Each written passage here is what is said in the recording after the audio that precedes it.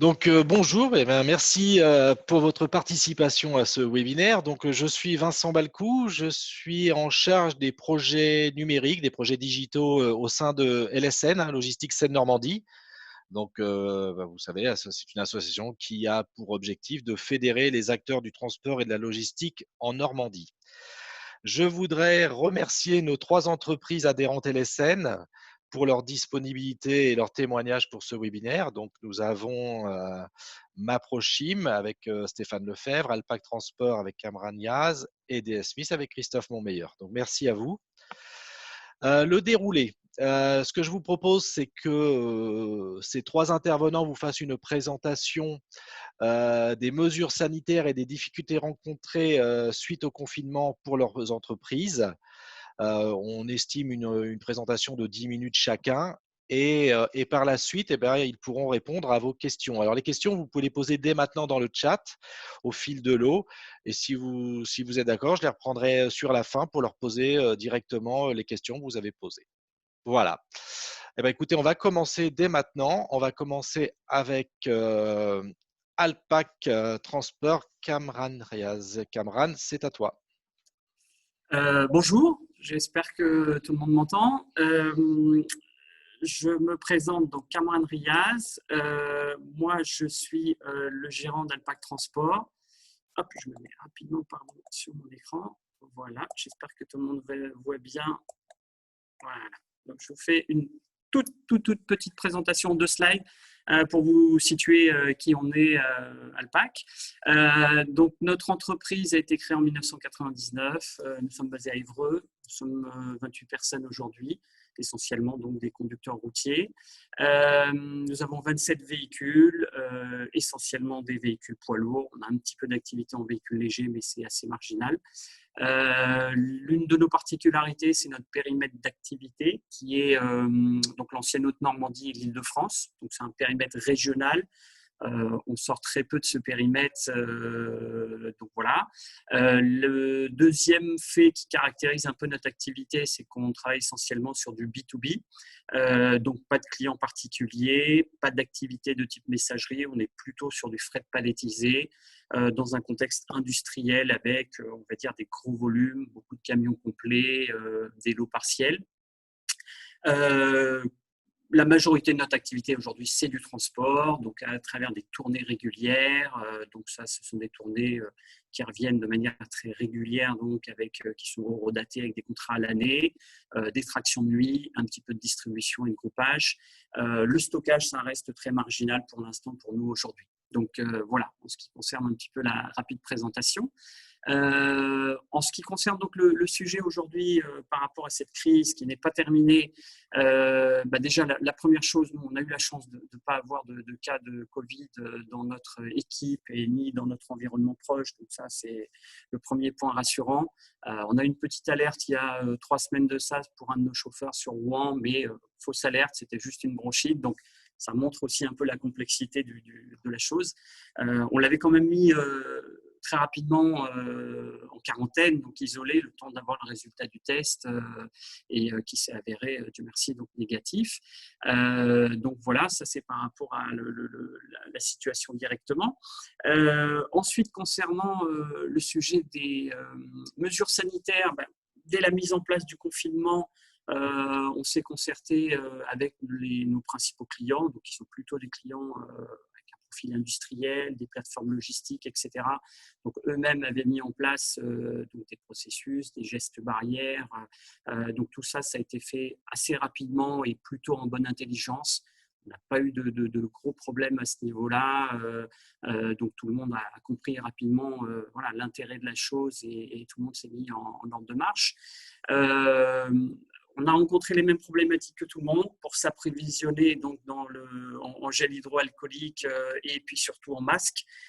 Le gel hydroalcoolique, on s'en est à peu près bien tiré puisqu'au bout d'une petite semaine, on a réussi à avoir une livraison de gel hydroalcoolique. On a équipé l'ensemble de nos véhicules et on a demandé à nos chauffeurs de se laver les mains systématiquement à chaque fois qu'ils descendaient, enfin qu'ils remontaient dans leur camion après une livraison.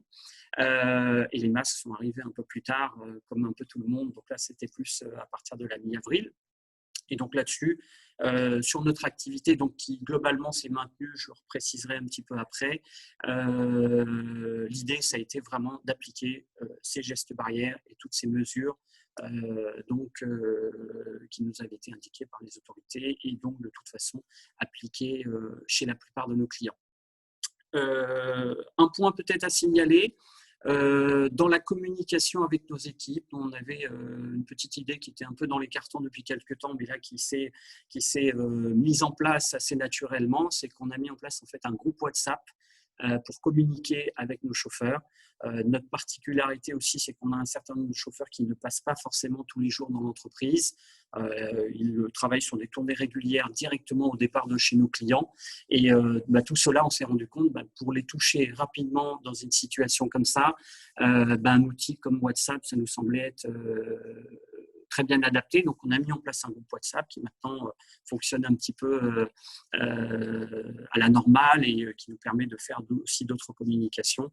Et ça nous a permis, encore une fois, de faciliter la communication sur les sujets essentiels de rappel des gestes barrières, des règles à respecter et de communication générale.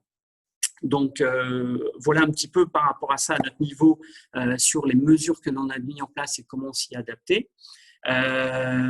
Ensuite, donc, concernant l'impact de cette crise concrètement sur notre activité, on s'en tire plutôt bien. On a eu environ seulement, je dirais, 20% de baisse d'activité au plus fort du confinement qui est sur le mois d'avril pour nous. Donc, ces 20%, concrètement, c'est à la fois des clients qui ont arrêté complètement l'activité et d'autres qui continuent à fonctionner, mais en mode un petit peu ralenti. Donc ça, pour y faire face, clairement, ça nécessitait de réadapter nos plannings, d'adapter évidemment, de partager le travail entre les différents chauffeurs que l'on avait, de manière à la fois continuer l'activité pour les clients qui continuent à tourner, et puis de pouvoir permettre à nos salariés qui, pour la plupart, qui tous, souhaitaient continuer à assurer le service, de continuer à travailler. Donc ça, l'élément important que moi je souhaite souligner et qui ressort un peu de cette crise, c'est à nouveau, dans une période de crise comme ça, on s'est aperçu que le climat social de l'entreprise était quand même un élément hyper important, parce que voilà, au plus fort de la crise, c'est vrai qu'avec ces 20 ou 25% parfois de ralentissement au niveau de notre activité, c'était pas toujours évident pour les uns et les autres de partager l'activité, de revoir leur planning, de décaler leurs horaires de travail. Et ça, aujourd'hui, même si on a, comme tout le monde, des choses à améliorer, globalement, le fait d'avoir un climat social plutôt bon nous a permis quand même de nous adapter à cette situation. Donc ça, c'est un des aspects. Le deuxième aspect pour nous qui est ressorti et qui nous a, je dirais, permis quand même de faire face à la situation, c'est d'avoir des clients, un portefeuille de clients, on va dire, relativement diversifié, même si c'est un sujet sur lequel on a aussi des progrès à faire. Mais le fait d'avoir ce portefeuille de clients diversifié, justement, voilà, même si on avait certains qui se sont arrêtés, d'autres ont continué leur activité. Et ça nous a permis d'éviter l'arrêt total qui aurait été beaucoup plus compliqué à gérer à notre niveau. Donc voilà, ça, c'est les deux aspects pour moi qui ressortent, qui sont fondamentaux pour toutes les entreprises, mais qui ont pris encore plus d'importance dans la crise qu'on a traversée, qu'on traverse encore actuellement. C'est l'organisation interne, le climat social de l'entreprise et je dirais plus sur la partie commerciale, le portefeuille client et aussi la communication qu'on peut avoir avec ses clients à tous les niveaux. Donc voilà. C'était à peu près l'essentiel des sujets sur lesquels moi je souhaitais intervenir. Je pensais être à peu près dans les temps par rapport à ce qu'on avait dit. Ensuite, on reviendra ensemble si vous avez des questions et des choses que vous souhaitez préciser. Voilà. Je redonne la parole peut-être à Vincent. Oui. Hop là. Merci beaucoup, Cameron. Eh bien, maintenant, on va passer donc avec Stéphane Lefebvre, Maprochim, pour sa présentation et son intervention. Stéphane, c'est à toi. Alors, je vais partager aussi mon écran. Voilà. Donc, je suis Stéphane Lefebvre, je représente la société Maprochim. La société Maprochim Normandie, qui est basée à Saint-Aubin-les-Elbeuf, qui est une unité d'entreposage de matières dangereuses et qui est classée Seveso seuil haut. Donc, on est très, très peu d'entreprises, notamment de stockage et non fabricantes, à être présentes sur la Normandie avec cette qualification aujourd'hui. Elle représente 5000 m² sur 5 bâtiments différents, avec un bâtiment qu'on appelle P0, qui est effectivement on va dire le centre vital et dangereux de l'entreprise, puisque c'est là où on a nos plus gros seuils d'autorisation de matières dangereuses. Maprochim Normandie est, on va dire, le petit poussé du groupe TLA Group, puisqu'elle fait partie d'un groupe dont l'entité la plus connue s'appelle Translocoto, basée à Dreux. C'est important puisqu'on reverra après dans la suite de la discussion qu'on a eu des problématiques différentes suivant les entreprises, mais on s'est vraiment aidé de Maprochim Normandie pour cette période de Covid, puisqu'il y avait déjà des choses de mis en place du fait de la gestion des matières dangereuses et notamment des plans de continuité d'activité avec l'Adréal. Donc, pour finir très rapidement sur Maprochim Normandie, les clients sont essentiellement des fabricants de chimie fine, négociants en import-export et notamment des sociétés européennes qui s'appuient sur Maprochim pour leur distribution sur toute la France. Les prestations sont essentiellement des prestations de stockage, d'entreposage, de dépotage de conteneurs, préparation de commandes, picking, relabelling et puis de l'entreposage sous assise, donc aussi avec une réglementation douanière spécifique. Comment on a vécu cette période de Covid? Au départ, on a été alerté très très rapidement par l'Adréal de Normandie, puisqu'effectivement, fin février, l'Adréal est venu vers nous en nous demandant quel était notre plan d'action en cas de pandémie. Et depuis 2009, en fait, Maprochim Normandie a un plan de continuité d'activité qui est déposé notamment à l'Adréal avec différentes phases qui vont de 0, phase normale, à la phase 5 qu'on espère jamais connaître, puisque là, on va jusqu'à la fermeture du site avec un gardiennage.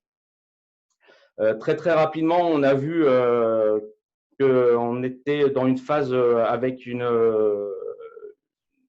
prise très, très rapide, avec des cas qui se répercutaient très, très vite sur le territoire.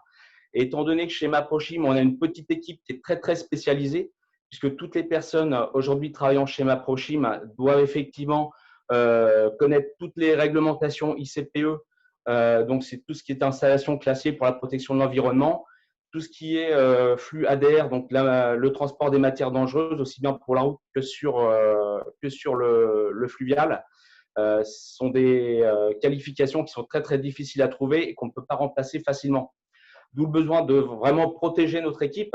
Donc, dès le début, ça a été effectivement de mettre en place les mesures barrières, la protection des personnels qui est déjà en place sur le site de Maprochim, puisqu'effectivement, étant un site Seveso, on ne peut pas rentrer facilement sur le site comme ça, il faut avoir un accord. Et on a effectivement des SAS, différents SAS qui sont mis en place pour pouvoir avoir accès soit à l'entrée du bâtiment ou à l'intérieur même des bâtiments. Donc, cette distanciation sociale a été mise très, très rapidement de facto via en fait les mesures déjà prises en place pour un site Seveso. Là où il fallait effectivement être très, très on va dire pointu, c'est sur l'absentéisme et donc de bien faire passer le message aux équipes, de limiter aussi malheureusement leur contact avec leurs proches pour ne pas mettre en péril l'activité du site. Ça, c'est la partie la plus compliquée, mais heureusement, on n'a pas eu du tout de cas chez Maprochim de Covid, donc ce qui nous a permis de continuer l'activité. Sur les autres points critiques qu'on avait sur Maprochim, c'est l'augmentation du stock sur certaines classes, puisqu'aujourd'hui, on peut stocker toutes les classes de produits sauf l'explosif, l'infectieux et le radioactif, mais on a des seuils à ne pas dépasser. Et la grande inquiétude, c'était de se retrouver avec des approvisionnements importants, puisque beaucoup de produits viennent notamment de l'étranger, de Chine, d'Inde ou d'Afrique, avec des livraisons qui se font par conteneur, des deposits qui sont faits un mois avant. Et on n'a pas forcément un mois avant la visibilité de ce qu'on va recevoir de la part de nos clients. Donc, très, très rapidement, on s'est rapproché de l'ensemble des clients avec les volumétries qui étaient prévues en arrivage chez Maprochim sur le mois qui allait venir, puisqu'on ne savait pas du tout la durée de cette pandémie et notamment le temps où le confinement aurait lieu, pour essayer de travailler en amont le plus possible pour ne pas dépasser nos seuils d'autorisation qui sont, on va dire, la limite aujourd'hui chez Maprochim Normandie.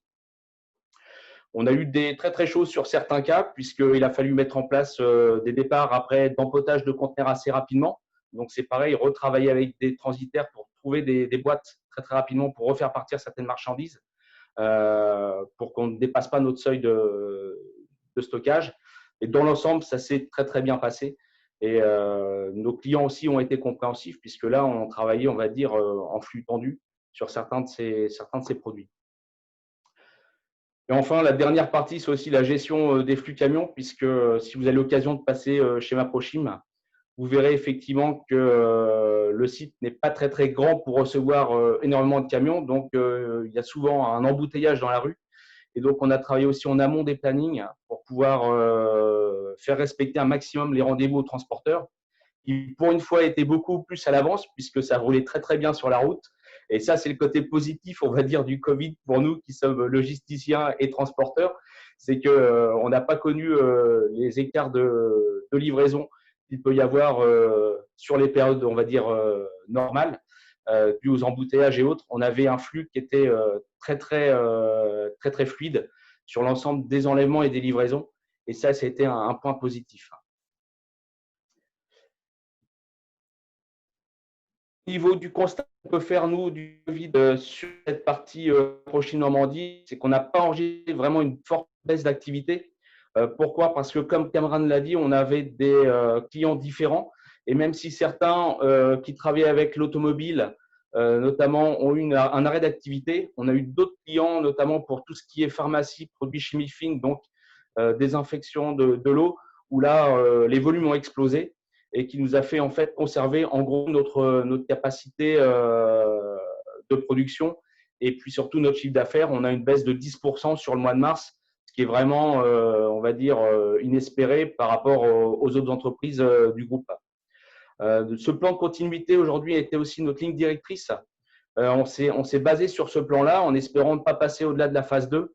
Et très vite, on s'est mis en phase 2 parce que ça nous permettait de respecter les consignes en fait données par l'État de distanciation sociale et de protection des personnes.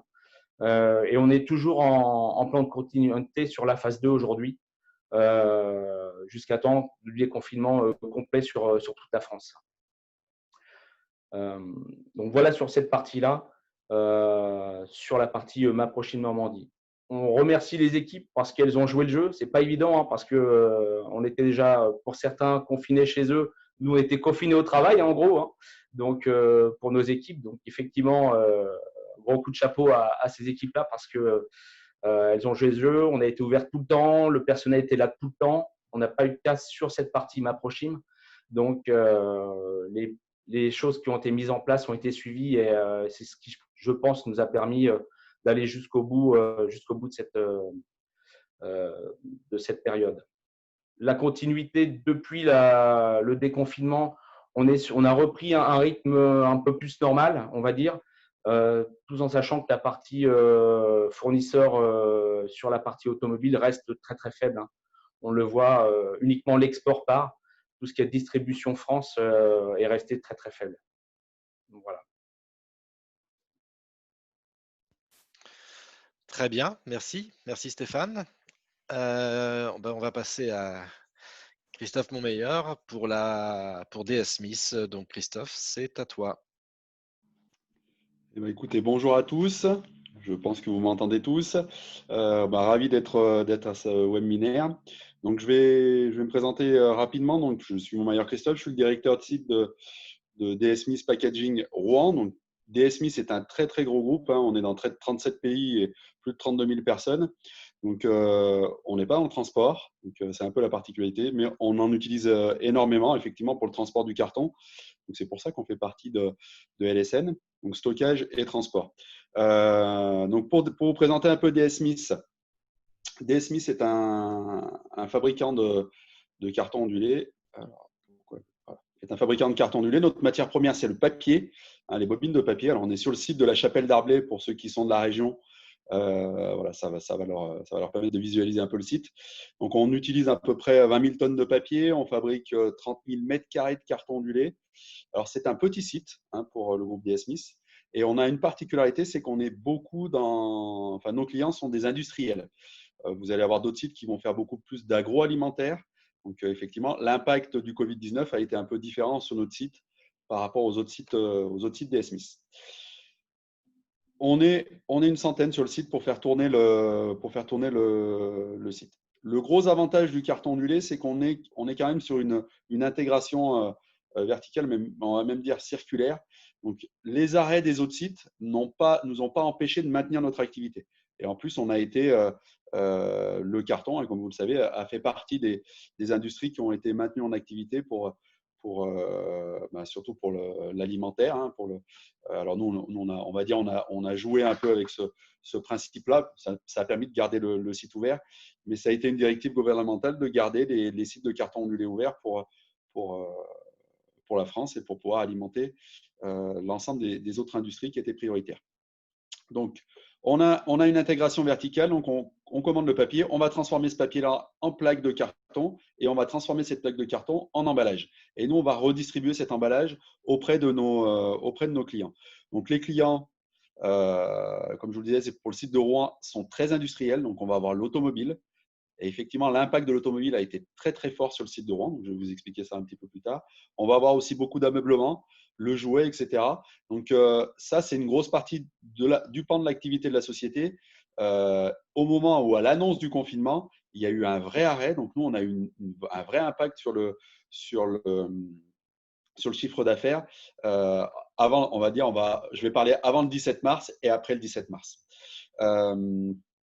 Alors, après, on utilise énormément de transport. Hein. On est en approvisionnement de matières premières et en départ, on est à peu près à une quarantaine de camions par jour sur le site, hein, qui rentrent et qui sortent. Donc, on a un flux de transport vraiment élevé. Et puis, derrière, vous allez avoir une série de stockages qui sont répartis en France pour la livraison au juste à temps de nos clients, dans l'automobile. Hein. Vous savez que l'automobile appelle au fil de l'eau. Hein, ça peut être 1, 2 palettes. Donc, voilà. Donc, on a une série de stockages auprès de nos clients pour pouvoir assurer le service. Donc, ce que je vous disais, c'est qu'on a l'avant 17 et l'après 17. Donc, le jour du confinement où il y a eu l'annonce du gouvernement qui a été assez difficile à gérer finalement, cette annonce, parce que autant j'ai entendu que certains des présentateurs avaient eu des informations de par leur métier peut-être en avance. Nous, on a vraiment subi cet arrêt de l'activité du monde industriel avec le 17 mars.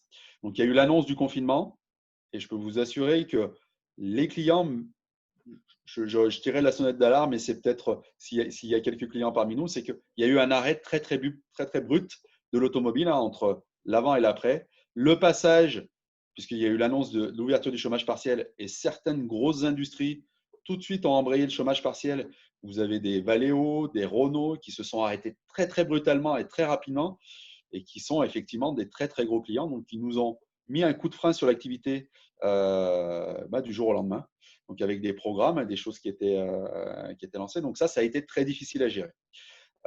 Vous avez aussi le deuxième pan, qui est effectivement le pan social, où il y avait la peur. Hein. Il y a eu la peur du Covid-19. Et effectivement, je rejoins Cameron qui disait que l'ambiance dans la société à travers le Covid, ça a mis en exergue des points de difficulté et aussi des points très positifs. Et donc, on a pu, moi, les premiers temps, subir le clivage entre les bureaux qui ont été protégés très rapidement par des directives très, très fortes du groupe, qui ont été anticipées par rapport au gouvernement, parce que je ne sais pas comment les gens, les uns les autres, ont vécu un peu tout le démarchage de la mise en place du Covid vis-à-vis du gouvernement, mais on a été un cran en avance vis-à-vis d'eux, et puis on a plutôt subi les directives qu'ils ont mis, les décrets qu'ils ont mis, les articles qu'ils ont mis au fil de l'eau, qui des fois sont venus contrarier un petit peu les choses qu'on avait mis en place sur les sites. Donc, ça a été difficile à piloter socialement et surtout avec nos représentants syndicaux. mais on a su le gérer et on a réussi à maintenir l'activité. Donc, c'est un vrai succès de l'entreprise d'avoir maintenu l'activité. Et aujourd'hui, et je pense que c'est la même chose pour mes collègues présentateurs aujourd'hui, je suis très heureux d'avoir maintenu l'activité sur le site parce que je pense que c'était beaucoup plus difficile au moment du déconfinement de réouvrir les sites avec toutes les craintes qu'il peut y avoir que de maintenir l'activité sur les sites. Et je pense que ceux qui ont maintenu l'activité aujourd'hui n'ont aucun regret d'avoir maintenu l'activité. Et pareil, pour avoir échangé avec énormément de collègues qui avaient tenu de l'activité, finalement, on n'a pas eu beaucoup de cas. On a eu des suspicions, il a fallu gérer les suspicions, mais on n'a pas eu de cas avérés de Covid. Donc, ça veut dire que toutes les mesures qui ont été mises en place sur les sites ont plutôt été très performants. Et ça a été une vraie réussite et ça a été un vrai travail avec les syndicats et avec les gens du site. Alors, effectivement, la première semaine, quand on est arrivé le lundi suite au confinement, ça a été socialement parlant très compliqué. Pourquoi? Parce qu'on a mis beaucoup de monde en télétravail. On a protégé effectivement très rapidement les bureaux. Mais malheureusement, à un moment donné, il nous faut des personnes sur le site pour fabriquer le carton. Et donc, on a eu les gens sur le site pour fabriquer la plaque de carton. Donc là, il y a eu on va dire, commençait à y avoir un petit conflit. En plus, c'était les premières annonces. Il y a eu un très gros tapage médiatique sur la dissociation sociale, le fait de rester chez soi, etc. Donc, le maintien de l'activité économique n'était pas une priorité dans la communication des médias. Alors qu'aller faire ses courses, je peux vous l'assurer, que le lundi du confinement, pour aller faire ses courses, c'était beaucoup plus dangereux que de venir travailler dans la société. Mais ce n'est pas grave, à la rigueur. Bon, on a su le gérer, mais ça a été assez compliqué. Donc, on a eu effectivement le gel hydroalcoolique mis en place très rapidement. Hein. Nous, on en avait sur les sites, donc ça a été assez facile. On avait des stocks, donc ça n'a pas été une problématique. Sur les masques, on a eu de la chance parce qu'on a eu des partenaires, des sociétés qui se sont mis à fabriquer des masques. 4 jours après le confinement, on avait l'obligation sur le site de porter les masques et on avait mis en place des masques qui avaient été pré-homologués par la DGA. Donc, ça a été très réactif sur la partie nord. Et là-dessus, je remercie encore le partenaire qui nous a accompagnés sur la fabrication de ces masques-là, parce que je pense qu'aujourd'hui, c'est ce qui a sauvé le site pour moi, c'était la meilleure des mesures. Le port des masques obligatoires sur le site et on a été très vite approvisionné. Alors, ce n'était pas des masques chinois parce que c'était impossible. Et ceux qu'on avait, on les a donnés pour les hôpitaux. Donc, on avait donné nos stocks, mais on a réussi à s'approvisionner très rapidement avec des masques. Je vais vous les montrer. Hein. C'était des masques en tissu qui ont été homologués. Et aujourd'hui, on fonctionne avec cela et ça va très bien. Derrière, on a mis en place tout ce qui était les mesures de distanciation. Donc, forcément, la fermeture de la cantine, des mises en place de salles pour la restauration avec de la séparation d'un mètre. Enfin, on a mis tout ce que je pense qui a été mis en place aujourd'hui sur les sites et qui a évité finalement d'avoir de la propagation du virus. Alors, on a eu des suspicions, on a eu des mises en quatorzaine, mais pas de cas avérés sur Rouen. Et franchement, ça prouve que ce qu'on a fait était assez efficace. Sur l'arrêt de l'activité, assez brut. Donc, on a déclenché assez rapidement, nous aussi, le chômage partiel. On a fait une demande de chômage partiel. On a jonglé avec le chômage partiel et la rotation. Donc, on a mis des rotations sur les personnes pour que pas tout le monde ne soit impacté par le chômage partiel, parce que c'était aussi un côté social à gérer. Forcément, il y a une perte de salaire associée à ça. Mais ça nous a permis, par contre, de gérer le vrai frein d'activité sur le mois de mars, sur le mois d'avril. Le plus gros impact, et c'est là où c'est paradoxal, ça a été le mois de mai. C'est le mois de mai qui a le plus gros impact sur l'activité. Et le mois de juin, finalement, heureusement, ça frémit un peu et l'activité est en train de reprendre, mais c'est ce que le gouvernement nous dit. Cette activité est en train de redémarrer et c'est une réalité. Là, on est descendu à moins 40% de chiffre d'affaires. On est en train de remonter sur le mois de juin à moins 10. Donc, c'est plutôt bien. Donc, voilà, on est en train de maintenir cette activité. Je tenais aussi à tirer mon chapeau à tous ces transporteurs qui, eux, ont eu l'obligation de maintenir leur activité parce qu'ils ont été stratégiques pendant cette période de Covid déjà rien que pour alimenter les supermarchés, etc. Mais on a d'autres cas. Et c'est des gens qui ont été en mise en place de protection et de distanciation le maintien des 1 mètre, les masques, le protocole de mise en place pour être sûr de ne pas avoir de problématique de propagation du Covid, parce que c'était un vrai risque. Moi, j'ai vu des chauffeurs arriver le lundi avec leur masque, avec leur petite bouteille de gel hydroalcoolique. Et d'ailleurs, ça a même fait peur à mes gars de voir arriver des gens comme ça en disant mais ils ont le Covid, c'est pas possible, comment ça se fait qu'ils sont déjà protégés? Et en fait, non. Ils avaient eu un cran d'avance par rapport à nous et je tire mon chapeau à ça parce que ça a finalement, dans un deuxième temps, rassuré énormément les gens qui étaient en contact avec ces transporteurs-là. Et nous, ça nous a permis effectivement aussi de se caler sur cette organisation-là. Donc, chapeau aux transporteurs qui ont dû maintenir leur activité dans une période qui était très délicate. Et je redis, je pense que c'était vraiment la bonne chose de maintenir cette activité-là parce que le redémarrage est beaucoup plus compliqué, on peut le voir, est beaucoup plus compliqué que ceux qui ont maintenu l'activité et qui remontent en puissance aujourd'hui. Je pense que ça a été très, très bien. En point un peu nous négatif, et je pense qu'il va falloir qu'on travaille dessus, c'est la mise en place du télétravail. Je pense qu'il y a pas mal de questions associées à ça. Est-ce bien, est-ce pas bien? Mais nous, ça n'a pas été, le meilleur des choix. Moi, j'ai fait revenir assez rapidement les gens sur le site en mettant en place la distanciation sociale sur le site parce qu'on n'était pas prêt à faire du télétravail et à être efficace en télétravail. On est en train de regarder par rapport à ça. Est-ce qu'on le fera, est-ce qu'on ne le fera pas, mais voilà, manque de réactivité. Voilà un peu on pourrait en parler pendant très longtemps. Voilà, mais ça permet d'introniser DS Smith et puis je suis prêt à répondre aux questions. N'hésitez pas sur le sujet. Merci Christophe. On a quelques questions, mais avant de vous les poser, moi je vais rebondir sur ce qui a été dit par Christophe à la fin, alors peut-être plus pour Cameron et pour Stéphane, mais bon, Christophe aussi peut illustrer. C'est au niveau justement du télétravail pour vos deux entreprises, comment ça s'est organisé? Est-ce que vous avez eu des problèmes comme Christophe au niveau du télétravail?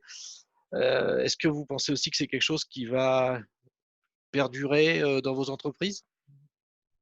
Donc, Cameron ou Stéphane, comme vous voulez. Stéphane, vas-y, je t'en prie, si tu veux. Alors, moi, c'est assez simple, puisqu'au niveau du télétravail, chez Maprochim, il n'y a pas eu de télétravail. On est une petite équipe et tout doit être fait sur place, en fait. On a tout ce qui est documents, ADR et autres, doit être fait sur place.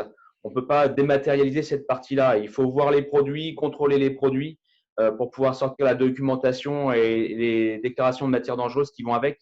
Donc, sur la partie télétravail, effectivement, chez Maprochim, on n'a pas eu de cas.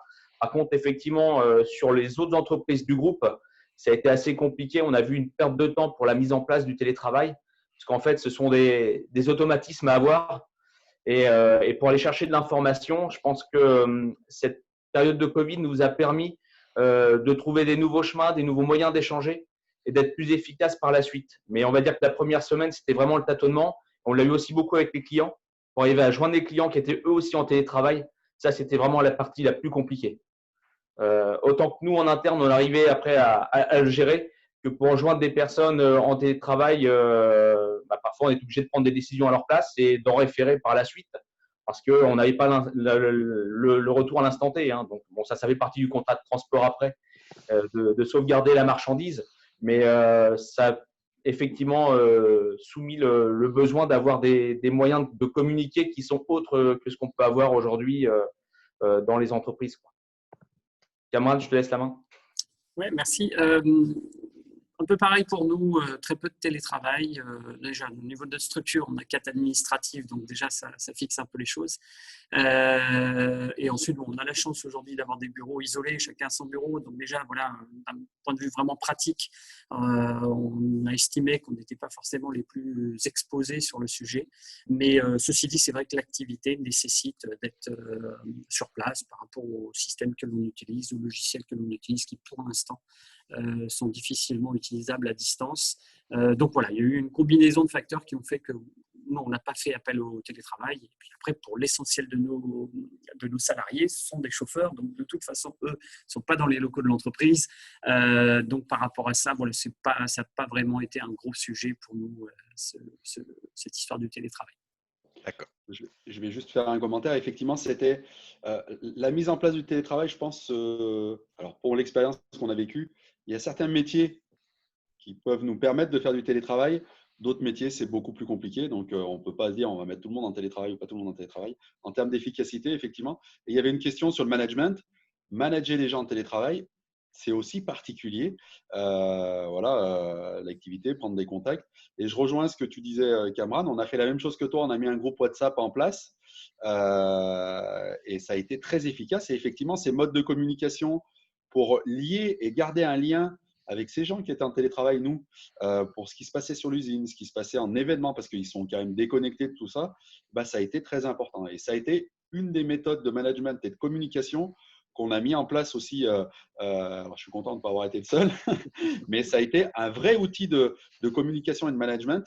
Alors, pas tout le monde pouvait, c'était pas un moyen de poser des questions, tout ça, parce que ça aurait été très compliqué à gérer. C'était vraiment de la communication descendante de la part de la direction vis-à-vis de l'ensemble des employés de l'usine. Donc, les 100 sont connectés au WhatsApp et on le maintient aujourd'hui parce que ça a été fortement apprécié et ça permet d'avoir une communication très précise, très rapide et les gens finalement sont contents d'avoir de l'information et on n'en fait peut-être pas assez. C'est souvent des reproches au sein des entreprises et ce mode de management, de communication qui a été plus virtuel et qui a été fait à travers WhatsApp a été très, très efficace et effectivement, on le maintient aujourd'hui. Donc, c'est un mode de communication qu'on a mis en place et qu'on va maintenir. Merci.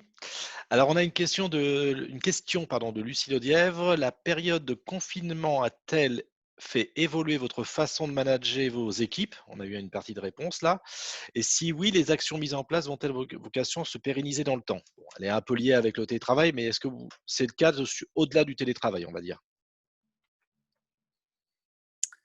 Je peux peut-être rapidement répondre en ce qui me concerne. Je suis désolé, je vais répéter un peu ce qui a été dit. C'est vrai que l'essentiel pour nous, ça a été d'améliorer la communication. Voilà, on l'a vu ressortir de manière encore plus importante qu'en période normale. Après, non, concrètement, pour l'instant, je n'ai pas de changement majeur sur la partie management de nos équipes. Maintenant, en tant que petite structure, on est quand même sur une évolution de fond parce que tout ça, à un moment donné, c'est quand même un peu connecté au sujet RSE. Donc, on est en train d'évoluer pour évidemment accompagner au mieux nos salariés, nos équipes, surtout dans ces périodes difficiles, mais même en période normale, avec effectivement peut-être une idée en tête, c'est qu'il n'y ait surtout pas, même si on est une petite structure, de différenciation entre les opérationnels et notre petite équipe administrative qui grandit au fur et à mesure des années, mais de manière à ce que voilà, tout le monde se sente vraiment, je dirais, impliqué dans la même équipe et qu'il n'y ait surtout pas de coupure à un moment donné, parce que voilà, dans le cadre de la crise qu'on vient de traverser, forcément, et c'est pareil, hein, moi je salue vraiment nos salariés, tous nos conducteurs. Je n'ai jamais eu de réflexion de gens qui me disaient mais oui, vous donnez des instructions, vous êtes dans votre bureau, mais nous, c'est nous qui allons livrer chez les clients et on se retrouve dans telle ou telle situation. Et donc, voilà, l'un des aspects qui nous a permis de ne pas avoir à faire face à ça, pour moi, c'est voilà, la communication, cet accompagnement. Donc, c'est un travail de longue haleine dans la durée sur ce sujet-là. Je vais peut-être rajouter, mais je suis d'accord avec toi. Et c'est peut-être le plus gros changement, c'est l'implication de l'encadrement intermédiaire sur cette communication-là qu'on oublie. Alors nous, on a une structure un peu plus grosse qu'on oublie un petit peu. Et effectivement, ce retour au terrain, d'être sur le terrain, d'accompagner les gens, de leur montrer qu'on n'était pas seul. Alors je vous avoue que pendant un moment, moi, je me suis pas mis en télétravail. Je suis resté j'étais tous les jours sur l'usine parce que je ne me voyais pas venir faire travailler les gens et moi être en télétravail. Mais par contre, effectivement, les bureaux étaient confinés. Il y a eu à un moment donné une vraie attente de se dire ouais, mais vous les protégez, pourquoi c'est comme ça, pourquoi nous on est au travail, etc. etc.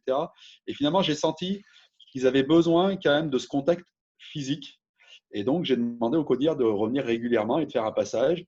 Et puis, même vis-à-vis d'eux, d'être en confinement et en télétravail, ce n'était pas non plus évident de perdre ce lien avec la société. Donc, finalement, on a trouvé une rotation. Je les faisais venir de temps en temps sur le site. Et ce lien social, physique, reste quand même important. Et finalement, on retrouve des b.a.-ba dans le management de communication, de contact terrain, pour ne pas perdre ce lien que finalement, je pense qu'indirectement, quand tout va bien, ben, on se détache un petit peu du terrain, on perd un peu ces liens-là.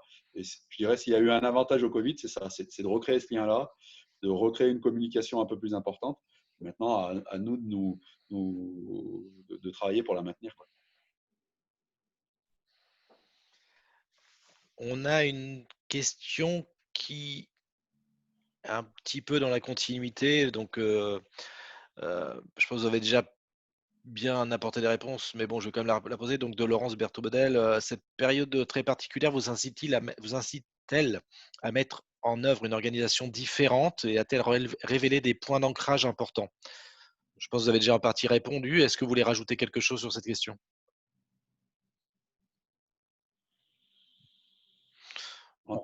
En termes d'organisation, ça n'a pas révolutionné. Il y a eu à gérer pendant la période Covid, hein, mais d'ancrage qui vont structurellement modifier le mode de fonctionnement de l'usine, nous, pas spécifiquement. Il aurait fallu certainement que ça soit finalement, ça a été 2 mois et demi, puis nous, on a gardé une activité, donc on n'a pas repensé à une organisation un peu différente. Et puis, il aurait fallu, je pense, que ça dure vraiment plus longtemps pour qu'on ait besoin de changer des choses vraiment plus profondes dans l'organisation de l'usine. Je pense, par contre, en toute transparence, qu'au niveau groupe, quand on monte dans les strates et effectivement le siège, tout ça, je pense qu'il va y avoir des modifications là. Effectivement, le télétravail est un sujet qui bouillonne, hein, on a des bureaux à la Défense. On se dit, voilà, est-ce que ça vaut le coup de garder des surfaces comme ça à la Défense? Est-ce que ça vaut pas le coup de faire du télétravail, de réduire les surfaces? Est-ce qu'on peut garder une efficacité? Il y a des sujets comme ça qui sortent, mais je pense plus dans des on va dire, c'est des sujets qui sont moins usines, des sujets qui sont plus bureautiques, voilà, et des postes un peu différents. Ça, voilà, ces grosses modifications d'organisation-là, je pense, peuvent être mises en place sur certaines catégories. Une usine, à un moment donné, le terrain, le contact terrain, voilà, ces organisations-là ne peuvent pas forcément évoluer, avoir de grosses évolutions suite à cette problématique. Voilà pour DS, hein. Nous, sur le site, ça ne va pas beaucoup changer. Ça va changer certainement sur les strates supérieures. Oui, moi, si je peux prendre la main sur cette partie-là, et donc sur la partie commerciale, nous, ça a changé par contre beaucoup de choses sur la partie commerciale, puisque effectivement, les clients, on a beaucoup utilisé la visioconférence, puisqu'on ne pouvait plus se déplacer. Donc, ça induit l'utilisation d'outils pour lesquels on n'était pas forcément très, très familier, hein, puisqu'on est plus des commerciaux de terrain sur la base du transport et de la logistique. Et effectivement, cette utilisation des outils, des visios, fait aussi gagner du temps puisque c'est du déplacement en moins. Et comme le disait Christophe, les entreprises regardent à ne pas avoir des mètres carrés sur certains sites qui coûtent cher. Au niveau des commerciaux, je pense qu'il y a aussi les déplacements qui peuvent aussi coûter cher parfois. Et là, on a le cas depuis 2 semaines. Effectivement, on ne va pas se déplacer en Allemagne. On fait beaucoup de visio pour mettre quelque chose en place avec un client. Et on arrive à avancer comme ça. Avec tout ce qui peut être la barrière de la langue, hein, quand vous êtes en visio, on ne voit pas forcément les gestes, on ne peut pas s'aider de cette façon-là quand on ne parle pas tous l'allemand couramment. Donc, c'est pour ça que le physique restera toujours prépondérant, mais sur certains points, la visio est un moyen efficace et rapide et qui nous sera développé sur la partie commerciale. Très bien. Une autre question. Pensez-vous que ces protocoles sanitaires seront maintenus dans le temps? Et vont-ils entraîner une baisse de productivité pour vos équipes? Qu'est-ce que la crise… voilà, ça c'est une première question. Sur les protocoles sanitaires en fait. Est-ce que vous pensez qu'ils vont être maintenus et quel est l'impact sur la productivité de vos équipes? Alors, je vais reprendre la main, mais effectivement, les protocoles vont être maintenus déjà clairement jusqu'à début de l'année prochaine. Nous, le port des masques est parti. Et je pense que ça aura d'autres effets très positifs. Vous connaissez les périodes d'hiver avec dans l'ensemble des problématiques qu'on peut avoir, hein, les maladies qu'on retrouve assez régulièrement. Ça me rappelle l'époque de la crise de la vache folle où on avait mis aussi tout en place un protocole et en fait, on avait vu que ça avait eu des impacts très positifs sur tout ce qui est gastro, etc., etc. Donc, on avait eu beaucoup moins d'absentéisme dans cette période-là. Donc, de toute façon, nous, on va le maintenir et on va certainement passer l'hiver avec ça. Et puis, de toute façon, il faut attendre le passage de l'hiver parce que tout le monde craint un retour du virus sur la deuxième partie de l'année. Donc ça va être maintenu pour la distanciation, le port des masques, le nettoyage des mains, enfin toutes les bonnes pratiques, on va dire, associées à ça. Il y a un des points qu'on va arrêter par contre parce que on l'avait mis en place très très rapidement, c'était la prise de température, nous à l'entrée du site. Ça a énormément rassuré les gens, hein, donc tout le monde a joué le jeu. Il y avait une entrée et tout le monde se faisait prendre la température. Alors c'était au laser, hein, je vous rassure. Mais effectivement, c'est quelque chose qu'on va arrêter puisqu'aujourd'hui l'efficacité, on va dire, on l'a mis en place pour rassurer les gens, mais l'efficacité est quand même toute relative. Même si les gens doivent contrôler leur température régulièrement, ça fait partie des bonnes pratiques, mais ce sera plus pris à l'entrée des sites. Donc ça, c'est une des choses qu'on va arrêter assez rapidement. Par contre, l'impact sur la productivité, non. Non, le port de masque, le lavage des mains, etc. Nous, notre activité nous a permis de maintenir un niveau correct. Donc, non, pas d'impact. Et je dirais même mieux, moins d'absentéisme. Donc, on a eu les compétences sur le site. On a même plutôt été efficace dans la période. Donc voilà, plutôt bien pour la partie DSS. Je vais essayer de répondre dessus rapidement. Productivité zéro impact par rapport au profil un peu de notre activité, aucun souci de ce côté-là. Après, pour le maintien de ces mesures, je pense que c'est une bonne chose. Je rejoins ce que disait Christophe. De toute façon, le prochain horizon, ça va être l'hiver déjà, qui va être déterminant. Et puis, ensuite, je pense qu'il y a des mesures qui sont peut-être maintenant aussi de bon sens à garder dans la durée. Parce que là, on parle du Covid, mais allez savoir, il y a eu d'autres épisodes avant, on en a parlé, et puis il peut y en avoir d'autres encore plus compliqués à gérer. Donc, je pense que ça doit maintenant faire partie des choses qu'on doit tous intégrer raisonnablement, à trouver effectivement le juste milieu. Mais voilà, que ce soit maintenu et rééquilibré, je pense que c'est une bonne chose.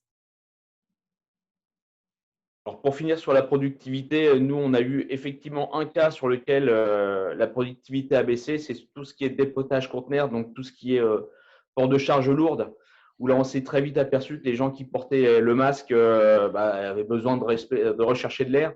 Et malheureusement, pour nous, dans les conteneurs, il a fait beau tout le mois de mars et avril, avec des chaleurs qu'on n'attendait pas. Et c'est le côté pénible, effectivement, de l'utilisation du masque. Sinon, sur le reste, au niveau des chauffeurs, on a pu avoir ou des préparateurs de commandes sur la préparation de commandes. Là, on n'a pas eu d'impact sur la productivité. Très bien. Je pense que sur les métiers pénibles, je pense qu'effectivement, il peut y avoir un impact important. Très bien. Tout à l'heure, Stéphane nous a parlé de la communication en visio avec son client basé en Allemagne. Au-delà de ce cas-là, est-ce que la crise a modifié quelque chose ou certaines choses dans la relation avec vos clients? Est-ce que cette crise-là a modifié?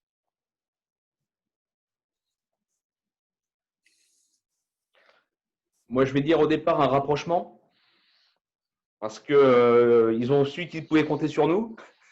Et on était sur la partie préparation de commandes. Hein. On a un client qui est italien, hein, donc ils ont été touchés bien avant nous et très très durement.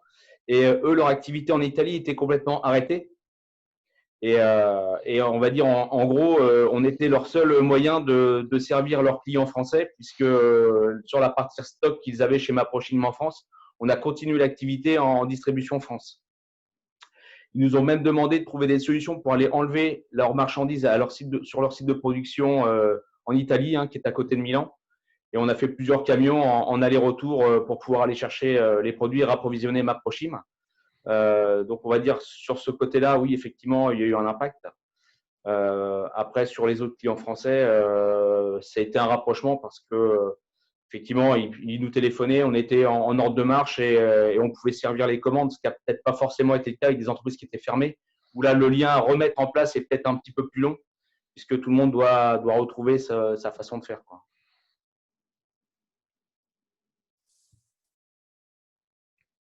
Donc un impact positif, on va dire. Pour nous, oui, positif. Oui.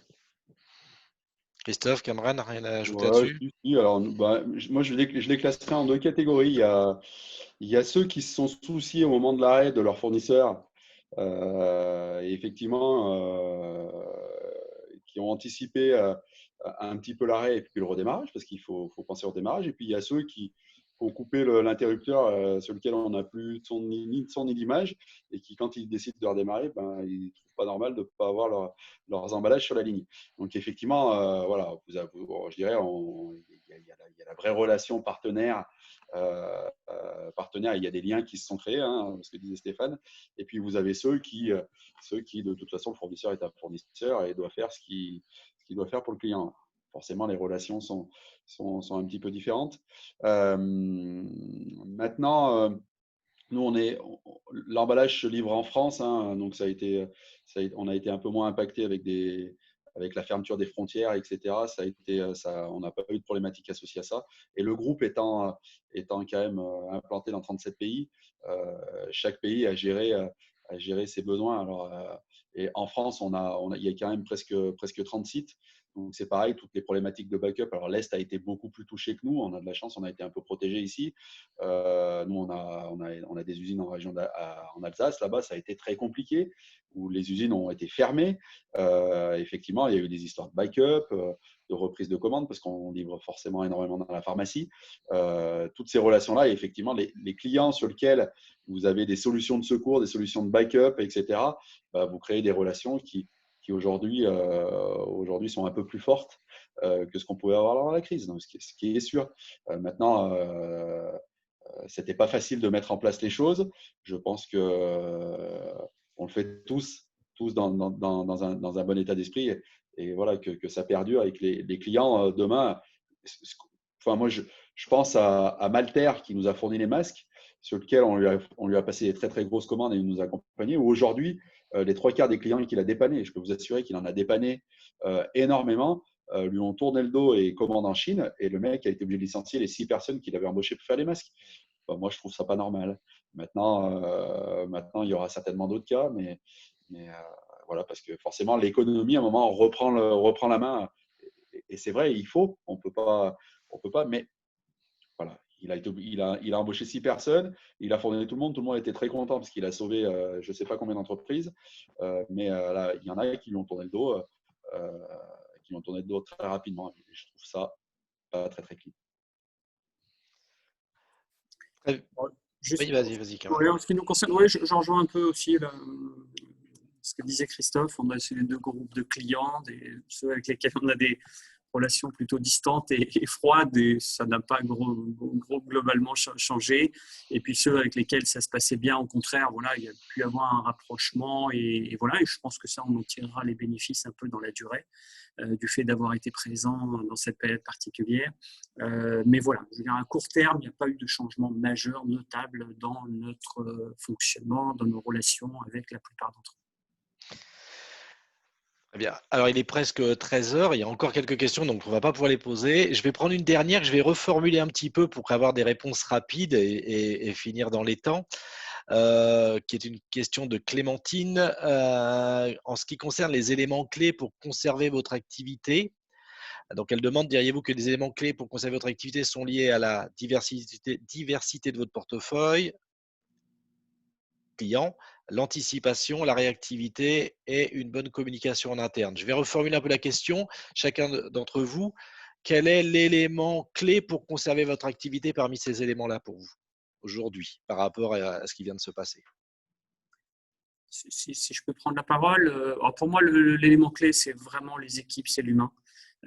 On a déjà une activité qui, en temps normal, qui est déjà pas toujours évidente à gérer, avec des variations d'activité, des plannings, enfin de la souplesse et de la réactivité qui nous est demandée par nos clients.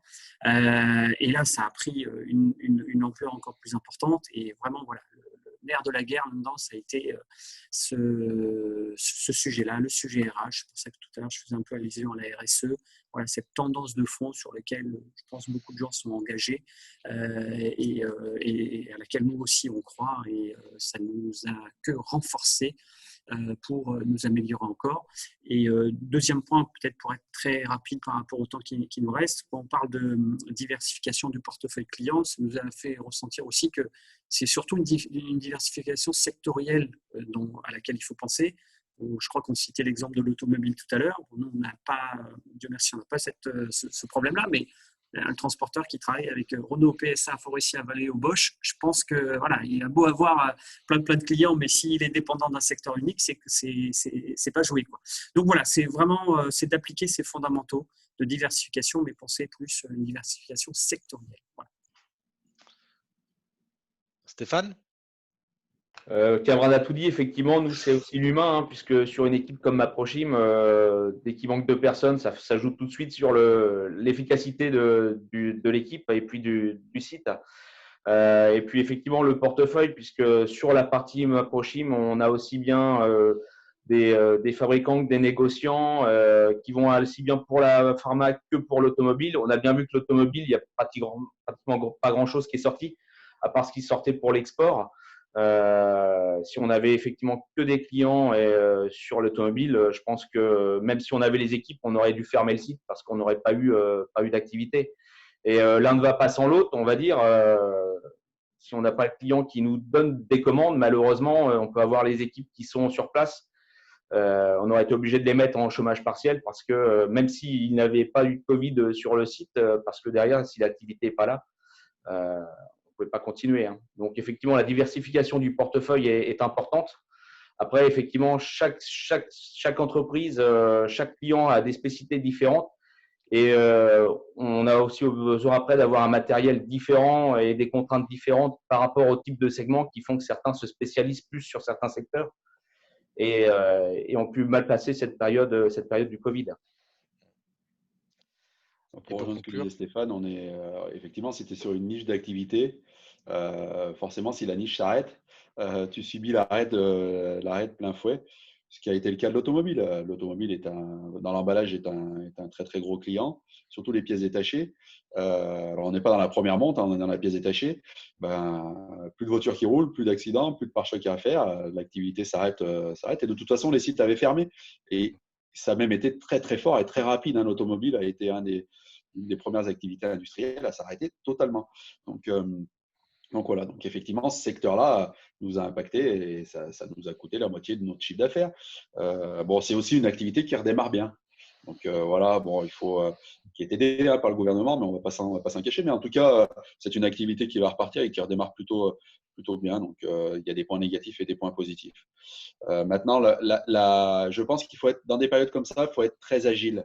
Vraiment, vraiment très agile, et que le contact avec le terrain, le contact avec les clients. Alors, et c'est là où moi, le Skype on parle de partenaire, mais le contact physique, je pense qu'il faut le garder parce qu'effectivement, pour être agile, il faut que les gens aient confiance. On a confiance dans des gens qu'on rencontre régulièrement, qu'on accompagne régulièrement, etc. Donc, cette relation sociale, que ce soit avec les clients ou que ce soit en interne ou avec les partenaires sociaux, est primordial pour être très agile. Et aujourd'hui, s'adapter à l'environnement le plus rapidement possible, c'est la survie d'une usine ou l'arrêt d'une usine. Très bien. Bon, il va être temps de nous quitter. Donc, je voudrais vous remercier les participants, les conférenciers